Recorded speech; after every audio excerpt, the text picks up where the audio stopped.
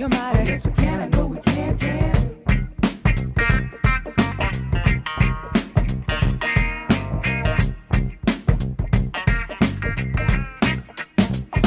we gotta take care of all the children, the little children of the world, 'cause they're our strongest hope for the future, the little bitty boys and girls. We got to Make this land a better land than the world in which we live. And we gotta help each man be a better man with the kindness that we give. I know we can make it. I know that we can. I know darn well we can work it out. Oh, yes, we can. I know we can. Yes, we can. Oh, why can't we if we want to? Yes, we can. I know we can make it work. I know that we can make it if we try. Yes, we can. I know we can. Yes, we can. Great gosh almighty. Yes, we can. I know we can.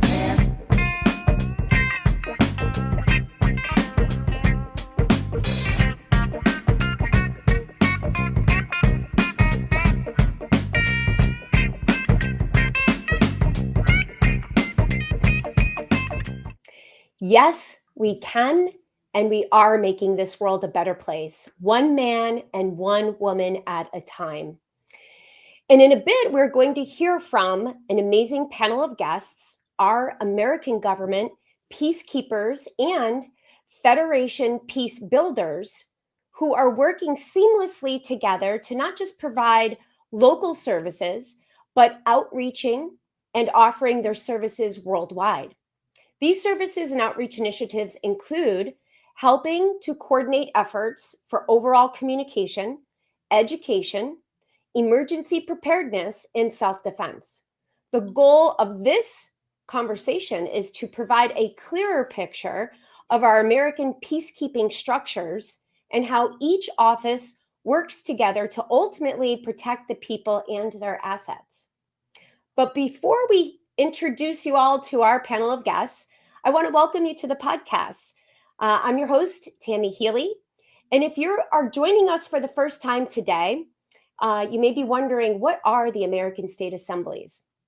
Well, the American State Assemblies are the lawful American government, which has been missing in action for over 150 years. It might sound surprising, but this is indeed the case.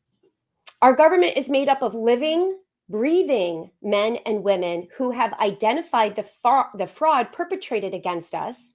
We have rebutted the presumptions and assumptions, corrected the public record, and are now rebooting our lawful government, a government for, of, and by the people, which initially was envisioned and implemented by our founders. And this form of governance has been absent since the so-called American Civil War. And have you ever wondered why how a government can truly be for, of, and by the people if the people are missing from the equation?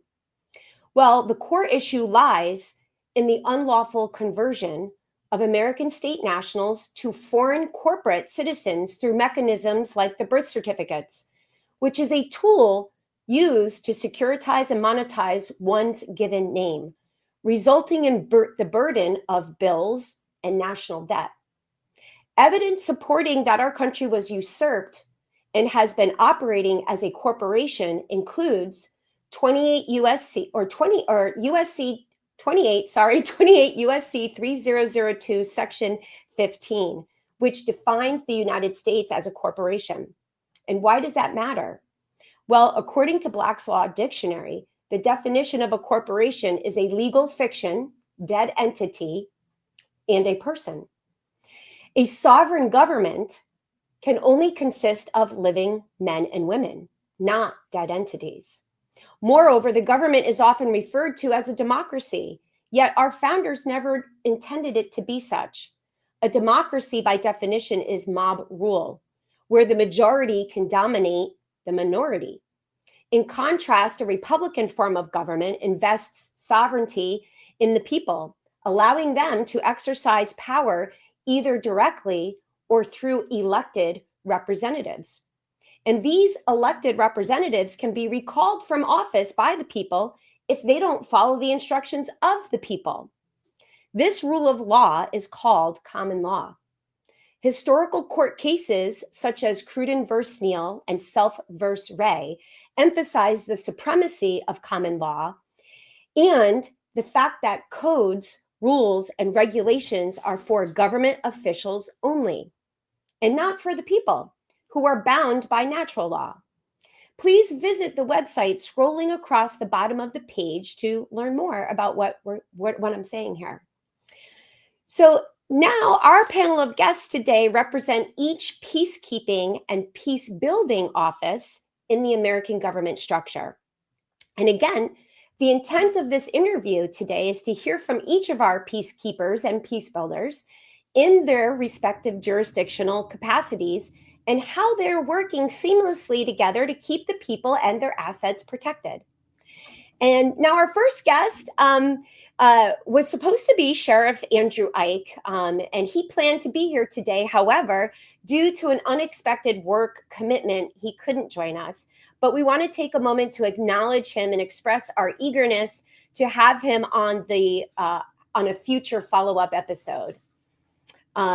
So our actual guest that we have here that we will introduce, and we're so thrilled to welcome to the podcast today a dynamic individual who's making his debut with us today, Marshal at Arms for the Missouri Assembly, Ryan Garnto. Ryan was born and raised in Missouri and has lived in the state most of his life since the 1970s. He is straightforward, values truth, and does not tolerate dishonesty. Ryan is married with 3 children and is domiciled in Lincoln County. He is a follower of Yeshua, our creator. After studying the historical and legal research of Anna Maria Reisinger, Ryan became convinced of its accuracy, corrected his political status, and began actively participating in the Missouri Assembly. Seeing unmet needs essential to moving Missouri forward, he volunteered to serve and was elected interim Marshal at Arms for Missouri in 2025 by the Missouri Assembly. Ryan is focused on helping restore Missouri lawfully and correctly, with education as a central priority. He believes the people of Missouri have been misled for generations and that documenting and understanding our true history is essential to ensure such abuses never occur again. He does not tolerate slavery in any form. Ryan believes that in the upcoming years, Missourians will look back on this period as a turning point from subjugation to freedom. With freedom comes responsibility, discernment, and the duty to teach. He looks forward to Missouri seating a continental congressional delegation and to the nation returning to the original vision of its founders. He is committed, ready, and energized to move forward in truth. Well, welcome, Ryan, and thank you for joining us on the podcast today for this enlightening discussion. Well, thank you for having me, Tammy. It's great to be here. Of course. All right. Our next returning guest is the Militia Commander for the New Hampshire Assembly, David Kondrup. David's journey is diverse and impressive. He has served in the military, bringing a wealth of experience and leadership to his role as a militia commander. Beyond his military service, he has worked as an EMT, providing critical medical support in emergency situations. As a hunter safety instructor, David has shared his expertise in safe and responsible hunting practices. And as a professional trapper, he has honed skills that require precision and knowledge of wildlife.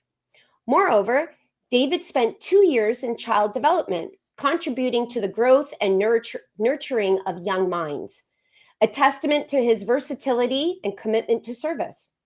His exploration into natural health as a certified herbalist complements his role as a survival instructor, where he teaches others how to thrive in challenging environments. His creative side shines through as an award-winning poet, and his spiritual journey is marked by his ordination as a minister. David also brings a historical perspective as an assistant instructor in historical European martial arts, showcasing his dedication to both preserving and teaching traditional martial skills. Additionally, his adventurous spirit is evident in his extensive diving qualifications, ranging from scuba, nitroi, and dry suit diving to rescue, open water, solo, and fossil diving.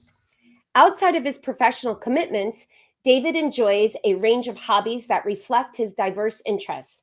Reading and poetry are close to his heart, providing him with intellectual stimulation and creative expression.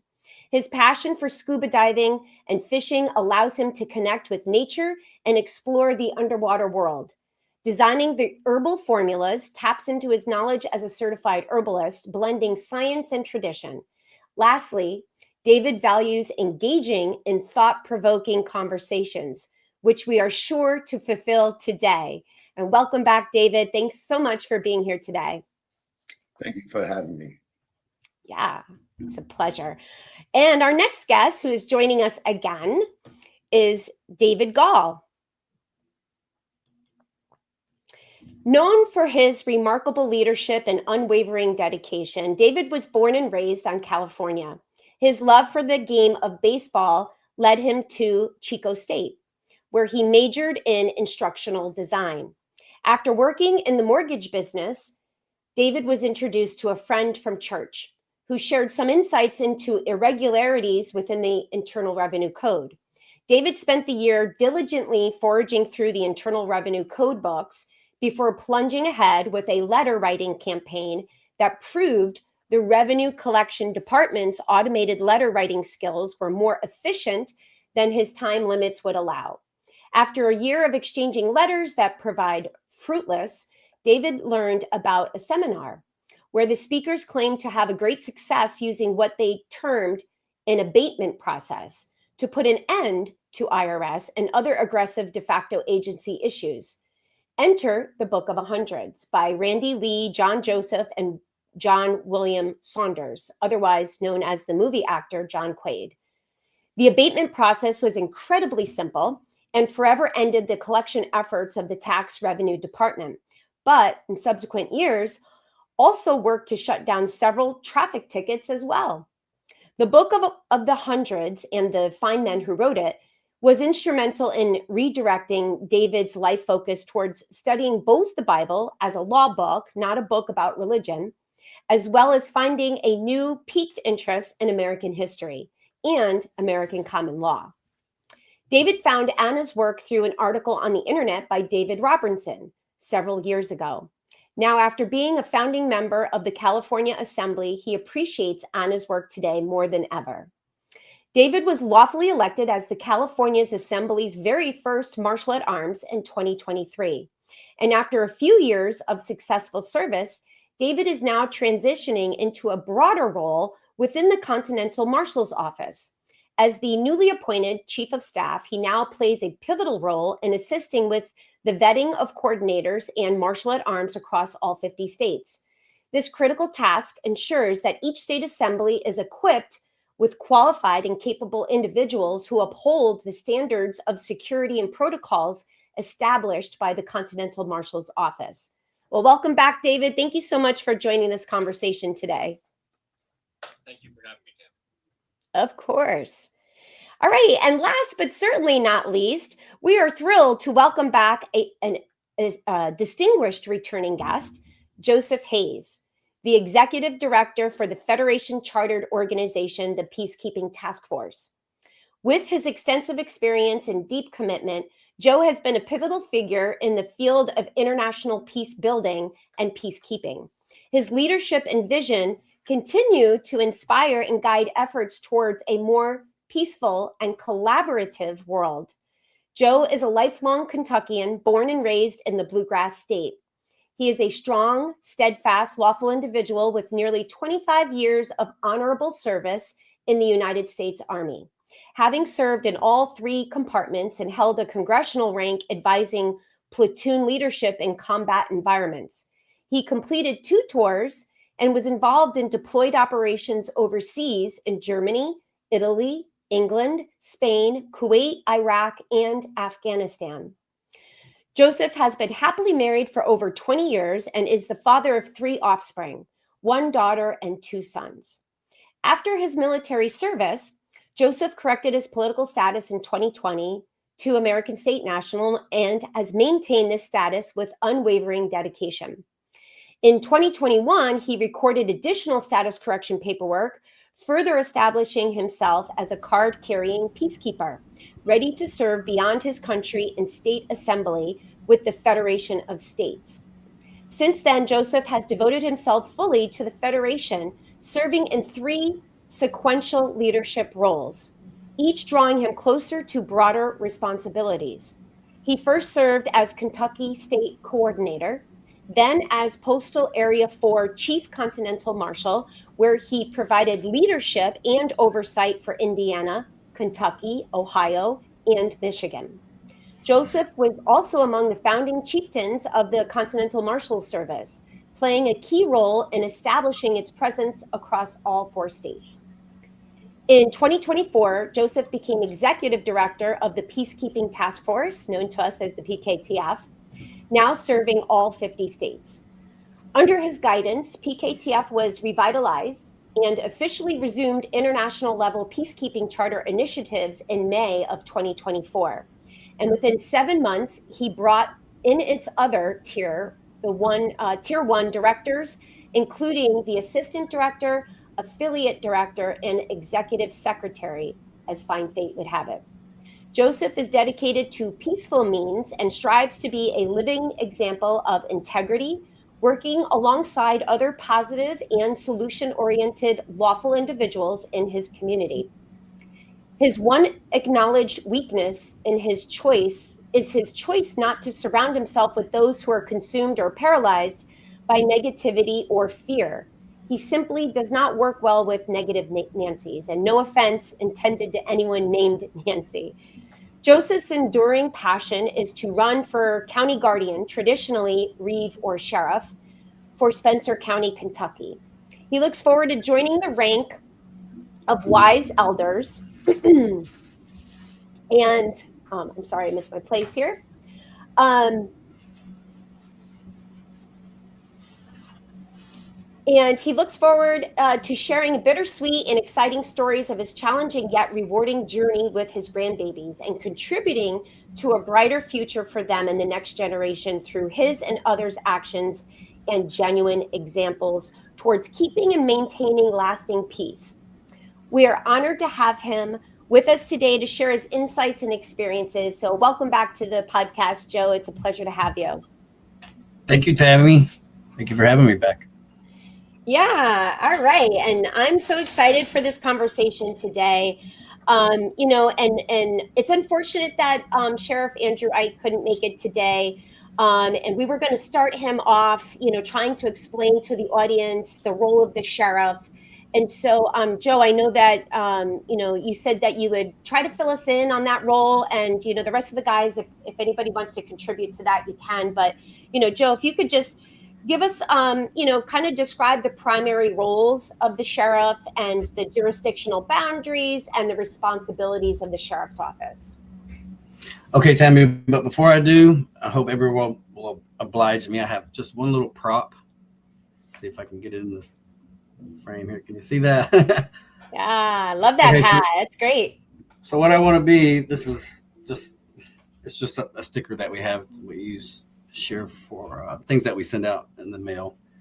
But I don't want to be here as I was. I think 10 months ago, we had an interview with you as well, all of the staff that was there. Right. But I do want to come in and try to share my perspective as the liaisons, those who come from all of your states and those who are trusted by your states and those who are interested in learning. They are pursuing the information of a liaison, and they're pursuing that effort, that collective effort. So let me just be that one. We have dozens of those who have already pursued this interest and are helping in this capacity. Right. So you're wearing the hat of the liaison for this interview. Yes. Gotcha. Okay. If you'll oblige me. Okay. Of course. Yeah. And so what we're aware of as far as a traditional name being a county or a reeve and a shire reeve. Interestingly enough, the modern version of a county guardian, this was part of the Norman conquest. And so the name sheriff and county came from that Norman conquest. So Beautiful. Thank you for that little history. That is your receipt from, okay. where I shipped your thing off. All right, thanks. By the way, everybody, it's Derby day. It's Derby weekend, so we're going to be very busy. So I want to stay focused with this next hour and a half. So yes, your county guardian, they are the single point or the single office that is elected. They can step up for that role and then solicit assistance for those who would appreciate that effort. And they provide that peacekeeping element and all of that, what that entails for the entire county. And they are the only kingsmen. There are other facets. We can talk about that later, and some of the other peacekeepers here can appreciate that role. For instance, city marshals, town marshals, county marshals as well, those kinds of kingsmen, if you will. But the traditional sense of the county reeve, he or she had a constable, and they worked for the king on behalf of that shire. So, but it is interesting to know that the part of the Norman conquest, which we're aware of, brought that county function over and the name of sheriffs with it. So, yeah, and I find it interesting. A lot of people, these are things that we were not taught in history, right? Like the amount of history that has been kept from us. It's not a surprise knowing, figuring out why they did it. It's not a surprise, but I find it interesting, and I think it's important also as part of this conversation to give those, we may not have all ASNs watching this, right? We may have, people that are still U.S. citizens, and knowing the difference, and that our history, a lot of it was adopted, from the motherland. So, it's kind of a good point to, mention that and give a little bit of history of that. So thank you for bringing that up.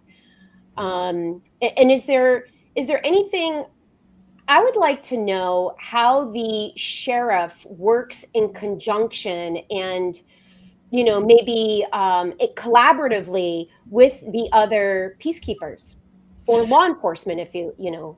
Right. Well, and again, just for the sake of time, I'll try to keep things concise. Tammy, right.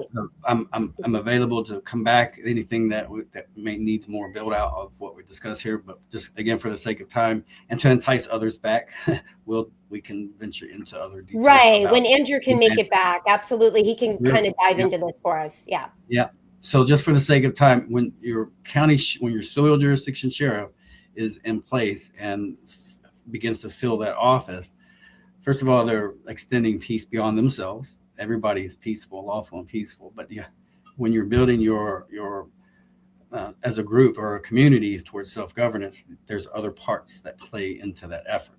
So, for instance, those peaceful men and women, if they have a crime and they don't feel the need or in a position to take matters into their own hands, they'll take evidence to a sheriff.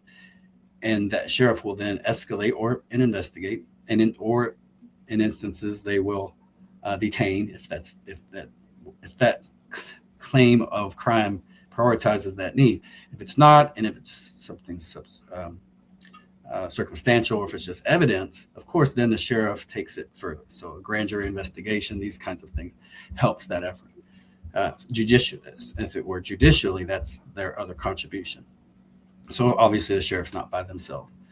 But as far as, in our case, as far as the collective county or the union state, this is where you have your militia commander or directors soliciting participation or interest in what each one of their counties offer. They do this through the sheriff's office.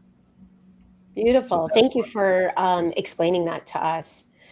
All right, I'm going to go to Marshal at Arms Ryan Garnto. Could you provide a detailed explanation of what this position entails, including its core responsibilities, jurisdictional boundaries, duties, and any additional functions that may be associated with that office? Of course. The Marshal at Arms position is it's kind of twofold. It starts out as a federation position, and once the state is fully seated, it will roll over into a sergeant at arms position on the land and soil. But some of the items that Office of Marshal at Arms is responsible for is the top peacekeeper on the state in the international jurisdiction. So he's responsible for maintaining the peace, going to the meetings of the people, and maintaining a structure and the peace basically there. He's also responsible for knowing where all of the assets for the state are at any given time. So he's kind of got to be, he or she's got to be in the know with, in communication with a lot of the offices of the state. The Marshal at Arms is in communication with the Peacekeeping Task Force, the Continental Marshals, and other states' offices and officers. If there was emergencies and you needed help in the state, then the Marshal at Arms, along with the militia commanders, need to invite in Federation help, Peacekeeping Task Force help, Continental Marshals, and so on and so forth in regards to that. And those are some of the offices.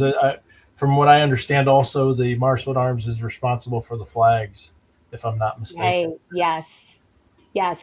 And to kind of go back, because you touched on a pretty important topic that I think gets overlooked.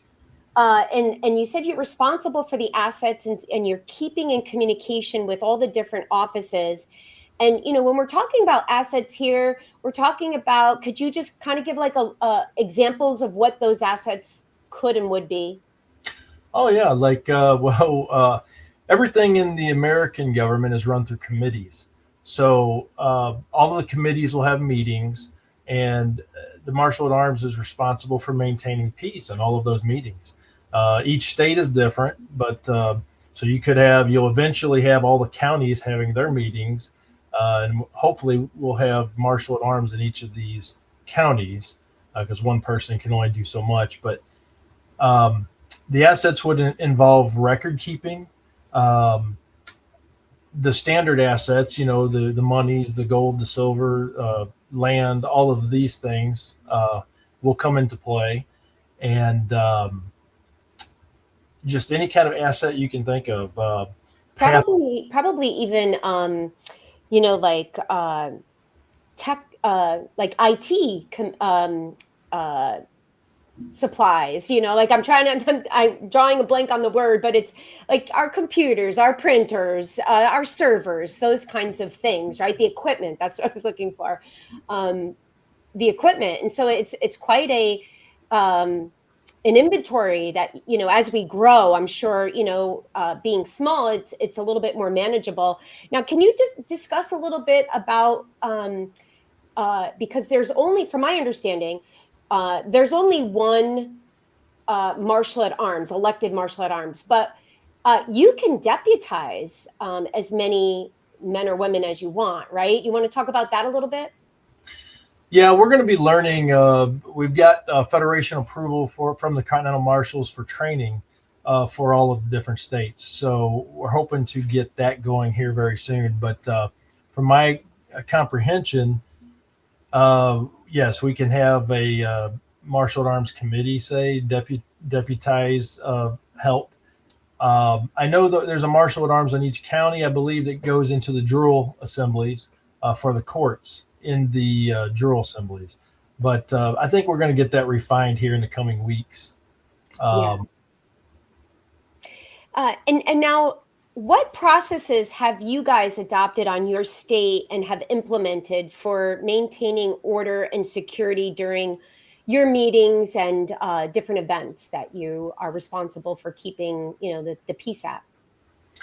Well, on Missouri here, we've created a guides and structures meeting format, some basic rules for everybody to agree to come to the meetings. We can't have, non-peaceful things going on. So we have to do the business of the people on Missouri for each state. So we've got that in place, and we follow that. And in Missouri, we've been pretty fortunate. Everybody has been really great, and we've had some wonderful help from other organizations, the PKTF and Continental Marshals, and different folks. The good people of Ohio have helped us a lot. So we've been very fortunate. We've got some more bones, as we call them, to put together, more structure. But we'll get that. We're working on it. There's a lot to do. Yes, yeah. I mean, if people can just wrap their heads around the fact that, we've been missing in action for so many years, and we've never seen this in our lifetime. And there is a bit of a blueprint, but there's also a lot of missing pieces of the moving parts of this government that we are trying to figure out as we go. And, it's a huge undertaking, and most people are doing it in addition to their professional lives and their personal lives, and squeezing it in when they can. And so I get what you're saying there. I'm curious, has your office had to lead any investigations? No, we've been pretty fortunate. Now, we have gone through some growing pains on Missouri, and we're still going through them, and we're going to go through more of them. I think every state will, but we've been pretty fortunate. I think the important thing that we're learning on Missouri is to get those bones and structures in place, to get your procedures manuals and your handbooks, get those done, get those in place, and then you can build upon that much easier. Whereas if you don't have that, it can turn to chaos pretty quickly. Absolutely. I'm so glad that you pointed that out, because I know that there's a lot of different theories out there on how this is supposed to look. And you've got some factions that are saying, we want to do away with handbooks, and, this is supposed to be more of like a family style government. And that all of that is true. However, you hit on a very important topic, is that if you don't have some kind of structure and something to go by, like a policy to go by or a procedure that's in place, you can hit chaos pretty quickly. And I think that it is important to have some kind of structure in place to avoid those from happening, because that is a distraction from assembling. If you don't have procedures in place for your meetings, or a decorum and handbooks that people can go by and say, well, who decided that, right? Well, you could point them to something and say, well, the entire assembly voted on this on, May 2nd of 2026, and there you go. You got proof that it wasn't something that somebody just thought up on their own and said, hey, I'm going to implement this. It was voted on by your assembly. And that's really the voice of the people, right? Is putting this together in that way. Absolutely. Yeah, I love it. And I'm so glad to hear that Missouri is really well on its way now. Yeah, we're thankful for that. And we're thankful for opportunities like this to share with everyone, because it's important for all Americans to know this information. We've never been taught this on purpose. Right. And I think it's also important for us to be able to come together collaboratively, share our experiences, share the information. We don't want all 50 state assemblies having to reinvent the wheel. If something's working on another state, or somebody has a great idea, it's really important for us to come together and share that information to help each of our state assemblies to, propel a little bit faster. So I appreciate everything that you just contributed to this conversation. I'd like to go on to Militia Commander David. Could you please describe your role and functions and the responsibilities that come along with that role? Yes, Tammy, the militia commander, their position, the militia pillar is actually probably, definitely the largest challenge in each assembly, because it is so large. First, even the militia has a very bad name, but militia literally means the people, right? And that's all it is. So there are enumerated services that a service providers are supposed to do for us. Everything that doesn't fall under falls onto the militia. The schooling systems, the healthcare, disaster response, search and rescue, community organizing, agriculture, infrastructure, communications, protection of our state borders.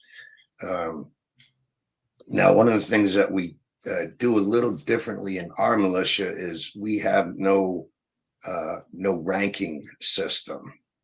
We don't use a sergeant or captain or anything like that because, and this was just my opinion when I started, is that I don't feel any one person is more important than the other.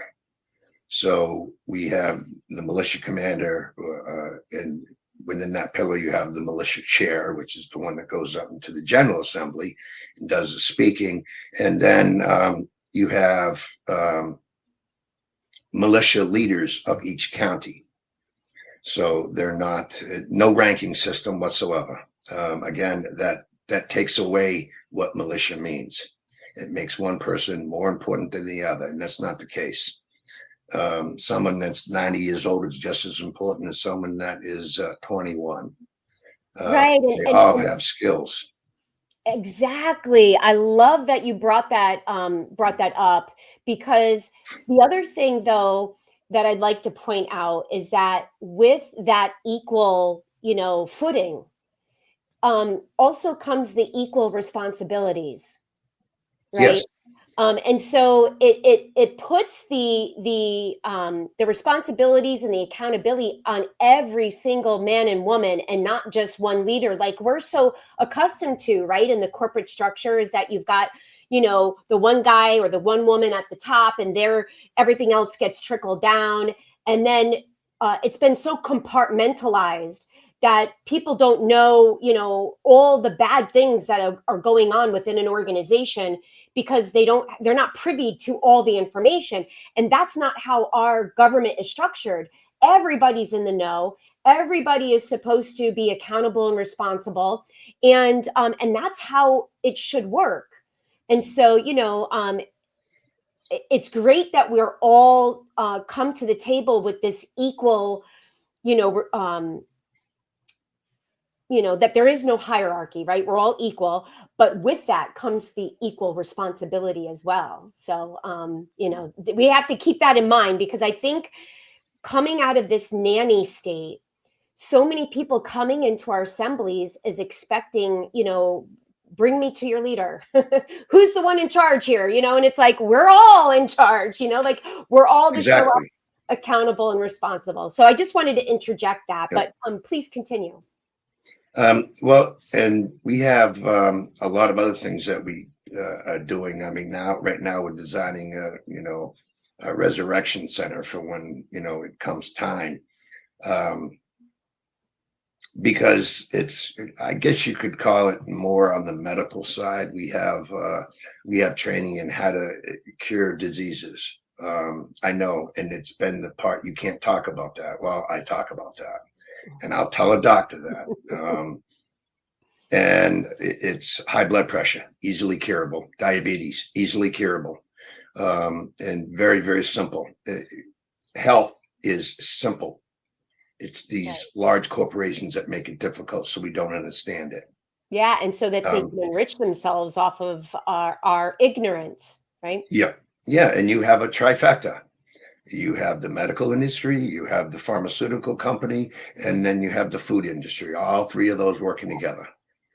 So that's a lot of what our training is. Now, when we have training, yes, we have some firearms training. Yes, we have some fighting training, but that's really that's 1% of it.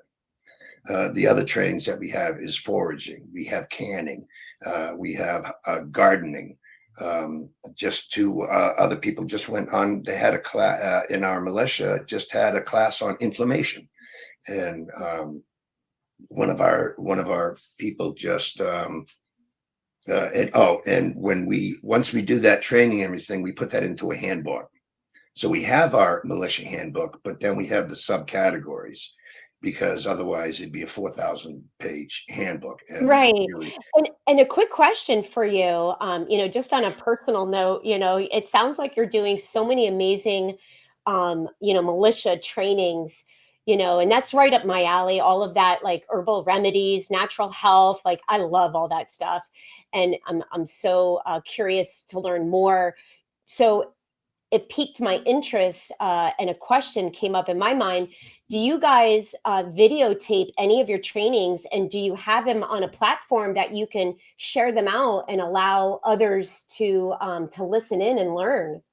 we actually have one person that does it once in a while, but other times I'll just make up course descriptions. And we had one on parasites, how to identify parasites, not too long ago. And then once I read one of Anna's articles on Hydra vulgaris and everything, I started to research it. And I found that, and that's a thing that's causing all the blood clots. And I Yeah. found, of all places to find a cure for that, all places to find it, I found it in a pet shop.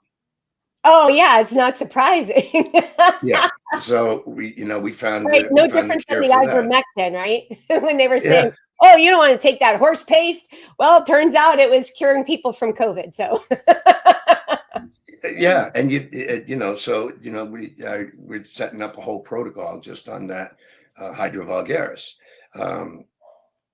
And the other parasites, how to get rid of your parasites, how to identify the parasites. And then because we taught it, we also taught it with script, not repeating it word for word, but a handbook. And then so that way everyone can have that handbook, and we put it in a PDF format. And then that goes on to, you can read our militia handbook. It's on our site. oh, that's good to know. And could you please just say what your site is, the New Hampshire Assembly? Yep.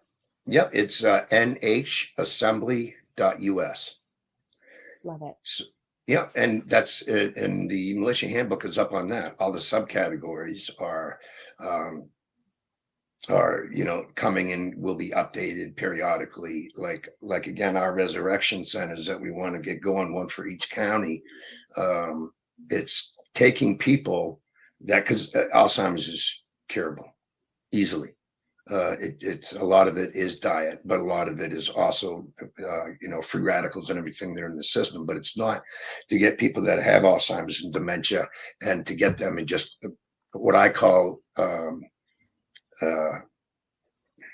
these places you put your parents, and I call them euthanasia chambers. Right. Yeah, you're Because talking about that's what they are. the assisted living places. Yeah. Exactly. Yeah. No, you go in and they take everything. Yes. People's inheritances, everything. It doesn't have to be that way. You can go in there and you get these people back on a healthy diet, back on the right nutrients, off drugs that are killing them, and you get them back and send them back to their families, Right. where they belong, not forever where you have to go visit them in some place. So there's a lot going on in the militia. Could you Yep. speak a little bit, perhaps, and I know that natural health and healing coming from that, being a certified herbalist is probably one of your focal points, and rightfully so. I love it. Are you guys doing, or have you done any preparedness for like natural disasters? Yep. So with the disasters and everything, we have volunteers that I can contact, or they can contact us. So like we're good for snowstorms and power outages. So that way we can go in and help people, help other members and everything, people that are in close proximity, so they can get there and help them out, having extra food and water and generators. Yeah, and what do you guys have in place for communications for those type of scenarios? Right now, we just have standard communications, but we are experimenting with two-way radios. We just need some that have longer distances, and then do it like a chain. So kind of like the Great Wall of China, they had a torch every so often the next torch could see. and go. So set up a system like that, but with radios. So one person can call another person, and even if they don't have the range, that makes the Great Wall of New Hampshire up for telecommunications to be able to make contact with everyone. Interesting. And now, and I know that you and Joe were kind of talking before we got onto the recording, but maybe when we get to Joe and the liaison's position, maybe he can touch a little bit upon how the PKTF can help with those types of scenarios and situations when we get to the liaison's position. But David, thank you so much. It's always a pleasure to speak to you. And I thoroughly enjoyed having New Hampshire on the show and talking to you guys. And it's really a pleasure to have you back on the show today with this conversation. I'm going to go to David Gall next. David, you are embarking on a new role within the Continental Marshals Service as, a chief of staff, so to speak. Can you please tell us what that role will entail and how your experience as a Marshal at Arms for the California Assembly helped to prepare you for this new position? Yes, thank you, Tammy. There's a lot going on there. Let me try to unpack that a little bit at a time here. On the role itself, Chief of Staff to the Chief Continental Marshal is at its heart a support role. The Continental Marshal leads the service. My job is to make sure the institutional work that supports his leadership gets done well. Drafting correspondence under his direction, preparing materials, helping coordinate the workflow that surrounds an organization of this scope. He decides and authorizes. I prepare and follow through.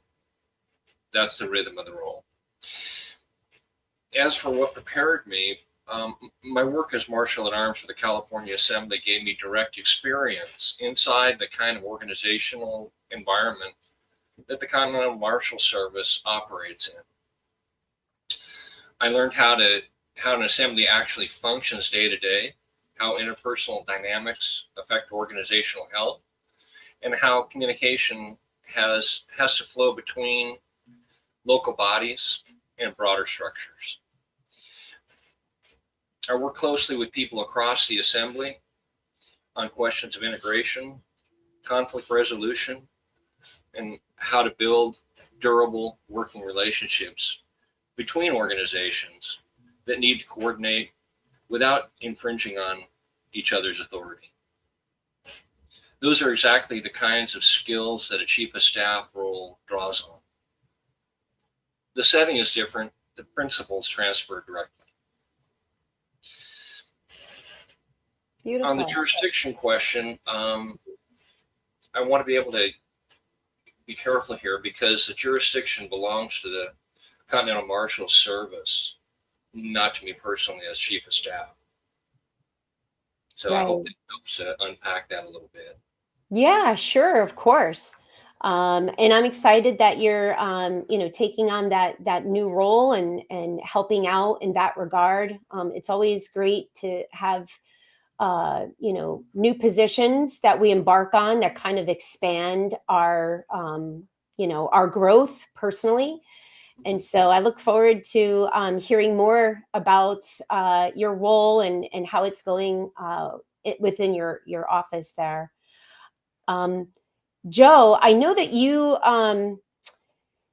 you served for a little bit in a postal area as a postal area for Continental Marshal.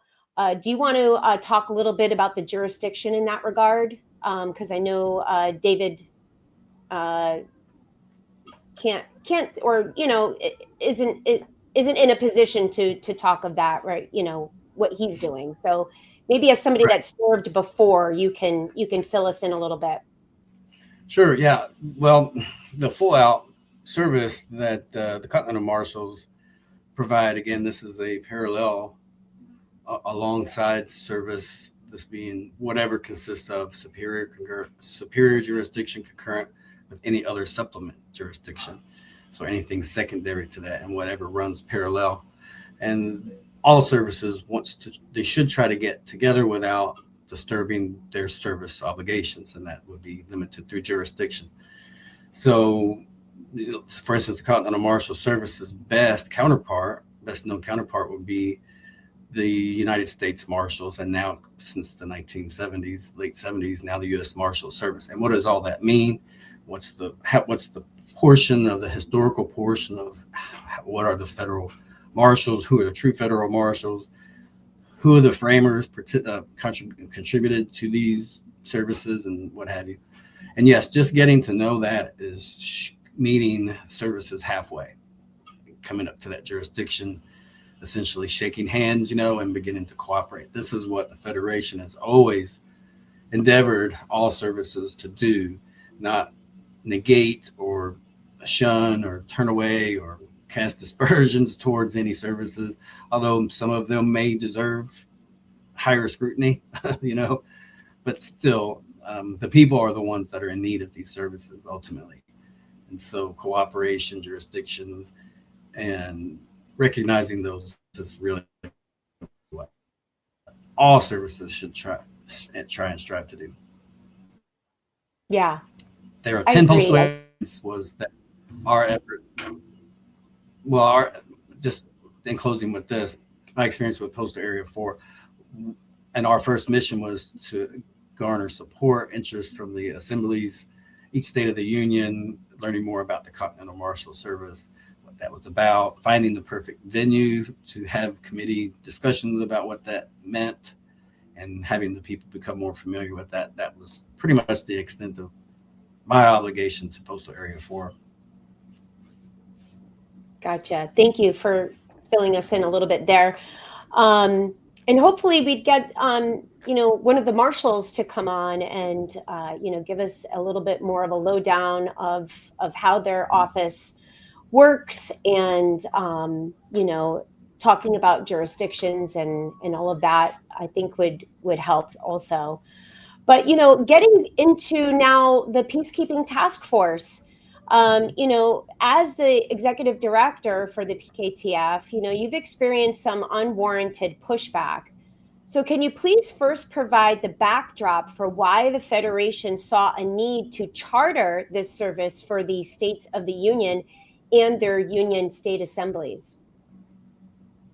Right. Well, I'll keep it brief, but I am playing the role of a liaison. This would be an informed liaison. To remind people of my little makeshift little. So consider me informed and consider me as any one of anybody here petitioned for any of these states that you see here. And I would be, or they would be, this man or woman would be that go-to somebody, that point of contact that the Federation is requesting, and in most cases obligated to the assemblies, owed to the assemblies. So they are requiring even of themselves participation and letting the assemblies know that the Federation and the world have their best interest at heart and are meeting that challenge. So assembly, this is what, I'll be concise, but this is the hereditary head of state's vision, having lived through and hearing stories about what the League of Nations were, then any other kind of ideas on how to forego any kind of large battle, or large loss of life and infrastructure, even before the League of Nations, and what had taken place in that early 20th century. Other things that the Peacekeeping Task Force focuses on to help protect the assemblies and help have the assemblies be recognized, and working with our counterparts. Our counterparts today is in the lines of the United Nations and any other member states across the other remaining countries out there. So that's pretty heavy, although I've been involved with aspects of that in my previous career. So I'm familiar with that. We are familiar with Interpol and all other kind of intercontinental services. So I'm really good. We were able to meet the Federation right where they needed. And this was building a framework. The communications framework is really what they were going for. So networking is what it's all about. The Peacekeeping Task Force, its primary mission, it exists to support awareness recognition and any other kind of efforts to bring these services close together before, during, and after any incidents. And that involves public safety, disasters, whether it's natural, man-made, or a combination of both that threatens infrastructure. Yeah, and it seems like, to simplify it a little bit, the way that I'm comprehending it is, it seems like you're an organization that is designed to help network all of these different peacekeepers and peace, officers together, and to collaborate efforts. Yes. That's the way that that's where we're at. All right. So could you please also, since we're on this topic, could you please, explain or clear up any misunderstandings of what the PKTF does and what it doesn't do? I mean, we already talked about what it does. But, Yeah. maybe we could talk Okay, about so what it doesn't do. So what it does not, well, it doesn't, there's no, as far as speaking for, so there's no, our organization tries to avoid speaking for any assemblies at all. And the function or the agency or the authority, this is another word for authority, this comes from the people, and they, as part of their work, they already have built in a speaker. So right from that point, we already know we work with those who are responsible and placing them, assuming their responsibility to protect themselves and their public and private assets. So these are the services that we cater to. So we don't speak for, we don't assume any or replace any state authority or agency. But what we do, and that's part of what we don't do, but to help reinforce that not doing, we do maintain communications, support, recognition. The support is through the recognition. So our effort and our struggles and our challenges and our accomplishments has been by recognizing all of the states of the union, and their states of the union recognizing their union state. So you can kind of see the relationship between the federation of states, each federation of states being states of the union, and then their union state.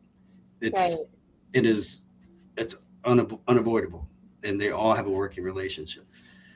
Correct. And I think you're just hitting on the point of why it's so important that we have this collaboration, and that there's not any one that you just named that is trying to overstep or overpower, but it requires all involved working seamlessly together in support of this effort that we're doing to reboot an American government. Exactly. Yeah. So can you explain the role, and I know that this is the hat you are wearing, so can you explain the role of a liaison and why it's important for each of our state assemblies to have one? Right. So since our staff cannot be everywhere, and part of our staff, the organization, ventures out intercontinentally. So there's 194 other countries. Among them, dozens are already working in this same realm of self-governance, and they're striving for peaceful means, lawful peaceful means, and that can be a challenge, and it's expected to be a worthy challenge. So the point of contact, going back to our 50 states, is the Federation needs a trusted point of contact. Those who are from those states, not myself, at all, but us being there to help these trusted points of contact to become more trusting, to be more informed and aware, and that are from their own states. I don't know if it was something that we had filled in our collaboration, our website presence or anything, our information. I don't identify as having any misunderstandings that way, but misunderstandings happen. It was, I think it was thought that the Federation was inserting, which it doesn't do. It doesn't insert. It just makes itself approachable, available to assist and facilitate where needed, offer guidance, and continue on with that same effort. There is no forceful authority or assuming agency over any state. That's ridiculous. But hey, if it sounds awful, it's probably awful. And if the Federation is supporting anything that sounds less than favorable, it's probably not true, because Right. And And I just want to interject here, if I may, Joe. I think when we are hearing gossip or hearsay, it's really our responsibilities to do our own due diligence, sure, and go to the horse's mouth and ask ourselves, hey, like what are you guys about? What are you doing? And well, I have to let me share what we've already started to come well to terms with, and identifying and reacting without overreacting. The what I call Tori tactics, or tactics that are of that time period, right. And it's really fitting because if we can focus on a type of tactic that a Tory would, or a sympathizer to the British crown back then, it's definitely not too far-fetched to think that those same tactics would be at some point positioned itself to try to stifle any kind of restoration or reconstruction of where we find ourselves. So having probably laid in wait and using these type of tactics, yes, anything that is less than peaceful, or anybody who's persuaded not to pursue peaceful means, we consider that a Tory tactic. And this is going to be a part of our training modules this year and next year ongoing. So really excited. Yeah. And I think that that's a need across all of our 50 states, honestly, because I think we're all feeling, these Tory tactics within our assemblies. And I'd like to just add that my experience with the PKTF, and Joe, I know that everybody that is, the assistant director, the affiliate director, and all the people that we had on the podcast when we interviewed the Peacekeeping Task Force. I know you guys are really doing an excellent job with outreach and education. And I know that you've been helping with the Ombudsman's Way. And that's also an office that maybe perhaps on our follow-up interview, we could have somebody from that office show up, because they're definitely also a part of the peacekeeping and peace building yes, structure. Actually, yeah, that's, well, yes. And again, it's part of our struggles, just honestly, early on. I think the Peacekeeping Task Force was felt as being in a default position, to where earlier assemblies, people were having struggles trying to work together, and they didn't really have an outlet. And in 2020, when the newly calibrated and directed Peacekeeping Task Force, by the way, the executive director role, this was created by the Federation. We didn't create that. We don't, there's nothing that we do that's creative enough to deviate from exactly what the Federation is asking for. And so just please know that. Do test that theory, and it's a true fact. Okay. So, yeah, well, our services we recognize all peacekeepers. So next time, if we have an ombudsman from anywhere, really, that would be great. And yes, but from an assembly or an ombudsman chair or an ombuds themselves, yeah, if they're available, that would be great. And even before my time, so a lot of people were reaching out to the Peacekeeping Task Force to try to intervene with conflict, which it was never designed to do. But still, and even to this day, we receive concerning issues that we would like to help, but we really can't. And they come from union, state level, local people, or those who feel estranged from their state of the union. They don't feel fit there. They don't feel welcomed on some level. They don't feel whatever it might be. And they don't have what I think happens, and maybe the other guys can either agree or disagree here, given their experience on their own assemblies, their own state assemblies, is that when we're coming out of this nanny state, we've been used to having authority figures, that are in charge of law enforcement, right? So like if something happened, the first thing you do is you go to that authority figure to help you with that problem, right? And in our government structure, we are self-governing men and women, and we have to figure these problems out for ourselves. So I think it was a learning curve, and I was guilty of it myself, where I was like, no, I'm going to the Peacekeeping Task Force. Like, they're supposed to be here to help with these things. They're peacekeepers after all. And I remember, Joe, you gave some good sound advice, but you never, pushed your way or said you have to do this, or, hey, I'm coming into your assembly. Like, there was no force, but there was like gentle suggestions that I felt was really sound advice. But after a while, it finally dawned on me that, oh, I've got to figure this out for myself. Like, we've got to do this ourselves. Like, there is nobody coming to save me here. I got to save myself. And so yeah, I think that's the change in your mindset. And it takes a while, I think, for people to adjust to that. And I think that that's really what we're feeling here.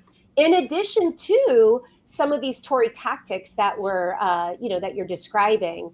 And so, my apologies to you, Joe, for putting that, unwarranted responsibility on you, but it wasn't. No, like you say, it was a default position. People, they didn't have an identified outlet when they had issues. All the while, the Federation is encouraging, guys, you need to try to find a way to work together. Yes. Especially with the influx of, imagine many hundreds of thousands more coming in a very short period of time. Right. Yeah. So we are preparing for that. I know all the men on this show today are in preparation, and, perhaps these hiccups that we've all experienced are just our training that we needed for the, tsunami. I can give you an example. Okay.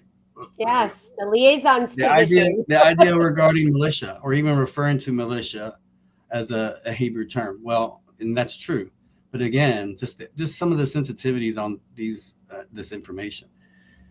The word militia, or it sounds similar in Hebrew, it is a Hebrew term, but the fact is, or word, but the fact that the dynamics behind Hebrew is every letter has multiple meanings in and of itself. So to really share that, well, it's a Hebrew term, well, let's embrace the Hebrew language and really get to the essence of what that means. And you will be pleasantly surprised when you see that abstract light up and really can add emphasis to that. Oh, I think I'm going to go and research that, Joe. That's an interesting fact there. Yeah. But I want to move on to when an assembly isn't utilizing a liaison, on their state, what does it look like with a peacekeeping communication network if that position is missing within a state assembly?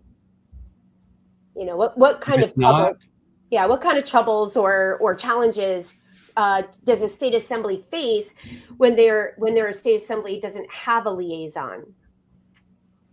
I mean, they wouldn't have a trust. Well, the Federation wouldn't have that trusted point of contact. They wouldn't be able to have someone a trusted outlet for that. So the bridging the state assemblies and the Federation, there's not someone dedicated to being that subject matter expert to offer. Right. And in terms of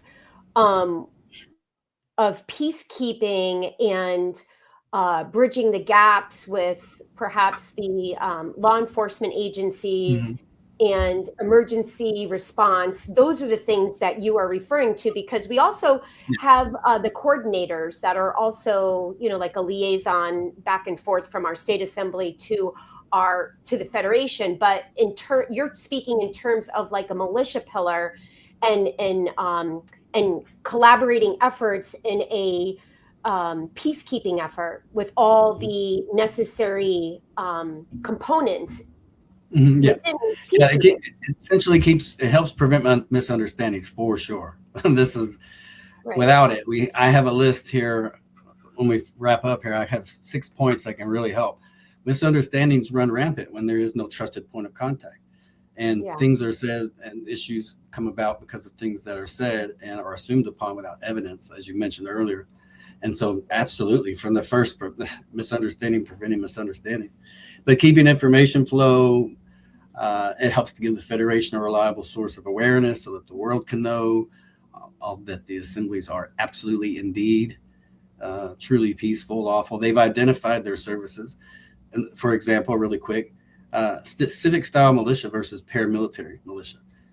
the establishment or the de facto has already identified those are the two categories that they are considered high risk, or which is unrest risk, or low risk, or low to no risk. Civic style militia is exactly what our assemblies are focusing on.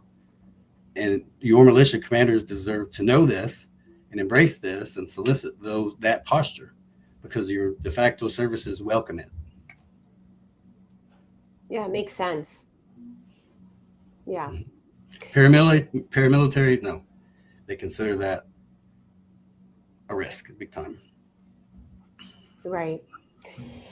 All right. Well, I'd like to wrap up this this interview today, and I'm going to go around to each of you and just allow each of you to share any final thoughts with the audience about your peacekeeping efforts and your closing statements. So I'll start with Ryan.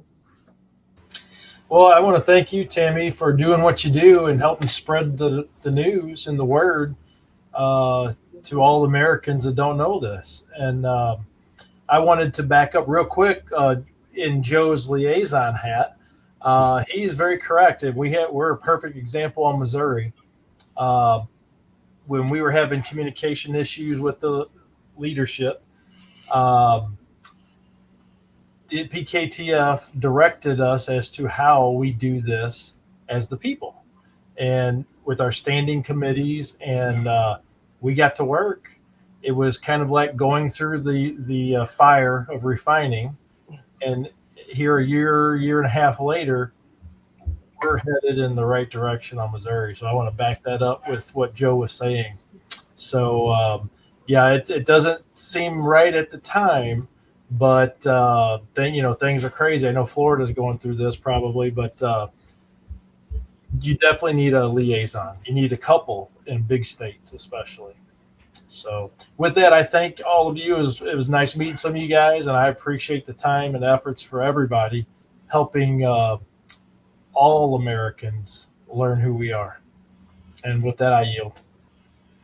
Thank you so much, Ryan. I appreciate your kind words. And right back at you. I appreciate you taking the time today to come on and be a part of this really important discussion, I feel like. David Kondrup, you're up next. Thank you, Tammy. Last statement, I would say, if anyone from New Hampshire is watching this, then get in contact with us. Look at our website, nhassembly.us. It's if it seems too good to be true, that's because you've been taught that your entire life for just this situation. So don't think that way. Look at what you can do to gain your freedoms. Before, to gain our freedoms like this, how many people had to die? Now, the power of the pen, stronger than the sword right now. So and ask questions. The New Hampshire Assembly are a great group of people. We all work together. We do everything. We go to each other's houses and have training days. It's if you want a sense of community, your assembly is it in any state. And it was great to meet all of you again, Tammy. It was great to meet you again. Thank you very much. Oh, David, you're welcome. And I would agree, when I interviewed your state assembly, what a great group of people there. And, I will try to have all of your state assembly websites listed, under this, to give some exposure to your state assemblies. Thank you for that reminder, that this is a pivotal moment in our history right now where you get to make a significant change. We did have people that fought and shed life and blood for us so that we can have freedom. And we don't have to take that battle on because they already did that for us. And so the battle that we have right now is what David just said. The pen is mightier than the sword. And we are correcting our status through the paperwork, undoing the unlawful conversion. We're making things right and putting it on a public record. And so you're right, David. Thank you for that reminder. I'm going to go to David Gall. David Gall, what are your last words for today? Well, I look forward to embarking upon the training of the Office of Marshal at Arms and doing the vetting for that, following that. It's going to be a segue into each of the state assemblies to introduce them to the wider function of the Continental Marshal Service. There's a huge educational aspect that we're all aware of from our time here in the assembly, and the Continental Marshal Service is going to be part of integrating that education. And I look forward to the outreach to the militias and PKTF and the Continental or the Marshal at Arms and each of the assemblies through the Federation of States. So that's just a wider view of where we're headed, and I look forward to having that opportunity to get to know everybody. There's a lot of places, a lot of states that I'm unfamiliar with who the people are. So this is going to be an opportunity to get to know everybody. Oh, beautiful. Yeah. And I would say, David, I had you on the podcast for the California Assembly when you were serving as the Marshal at Arms at that time. And I'd say that, it couldn't have been a better person to fulfill that role of training the Marshal at Arms. And so I'm really excited for you and excited for all of the men and women serving as Marshal at Arms, looking and needing that education and that training. And so I think it's really going to be a nice fit and match for everybody. And I look forward to seeing how that progresses and grows and expands. So thank you for coming on today and sharing with us what you're doing and in your roles. Joe, I'm going to let you close us out. Okay. Okay, well, let me put my hat back on. Just give me 2 minutes and I'll be finished here. Just know that peacekeeping, the effort is peace building. So we're building networks so that peacekeeping can function, that it can be recognized, that it's respected, and that others respect each other. Okay, and this works with the connection points, the trusted points of contact. These are all coming from your assemblies. Everything is recognized and committed to lawful, peaceful service. Okay, so let me just do this part for all of you and your listeners, because we're going to dispel some things that have gotten away, and we've heard about this. So I'm going to play my part and do my part as a liaison. And these are just 6 points really quick. And then I have one last caveat regarding states that we haven't yet heard from for all of 2026 so far. Okay, let me just do that. No, let me finish that. Okay, number 1, is the Peacekeeping Task Force involved in any lawsuits? We've heard this, either pursuing or defending. No, it's not me saying this. It would be your liaison. But of course, yes, I would confirm this. I don't even know if we're flexible enough to do that as an organization, but that's a good point. Let's even see if we can do that. But yes, it's out there, and it's been said. Anybody, any peacekeepers or any sovereign, if you hear this, reach out to your liaison. If you don't have a liaison, ask if you maybe could be one, and you can dispel any kinds of allegation like this. Number 2, is the PKTF promoting only 3 offices at the local level as its local governance structure? No, there are 3 viable starting points and roles. It will take more for your local government to exist. So no, it's not just that, only that. PKTF has never assumed or insisted that there's only 3 that needs to be. So no. Number 3, does PKTF oversee any peacekeeping function service at any state or local level? So do they oversee? No, there's no oversee. There's no assuming agency, but we are responsible for overseeing the evaluation, education, training, and coordination. So we are responsible for offering those to each assembly, their peacekeepers. Does PKTF, number 4, does PKTF certify any peacekeeping service function before they are considered fully standing? No, we don't certify anything. We are in receipt of validated material that your militia commander signs off on. Yes, absolutely. That's part of the recognition commitment we have. We are dedicated to providing each State of the Union. Okay, that was number 4 or 5. Does any State of the Union have to be considered fully before PKTF networking can or should begin? Does any State of the Union have to be considered fully standing before PKTF networking can or should begin? No, it should. Networking should begin immediately, initially, immediately, and ongoing. So your assembly does not have to be fully standing first before PKTF services can be offered. That's hard no. Why does the Peacekeeping Task Force have a central office? Well, this goes back as far as the coordination effort. The people that are here, myself included, but not limited to myself, invest our own resources and any other kind of donations, and it goes straight back into the services that we offer.